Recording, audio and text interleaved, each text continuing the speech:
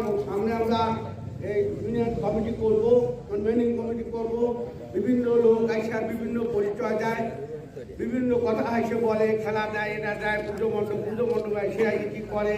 তা আপনার কাছে আমার একটা অনুরোধ, আমরা বর্তমান রানিং কমিটি যারা আছি, আমরা আমাদের সাথে গোলাটে সব লোক আছে এবং এই এলাকায় যারা ভবিষ্যতে নেতৃত্ব দান করবে তারাও আছে। ওই যারা এসে বক্তৃতা দেয়, খেলা মিলে, ওনারা কিন্তু এমপিও হবেন না, কিছু হবেন না, ওই 2-3 জনের মধ্যে হবে।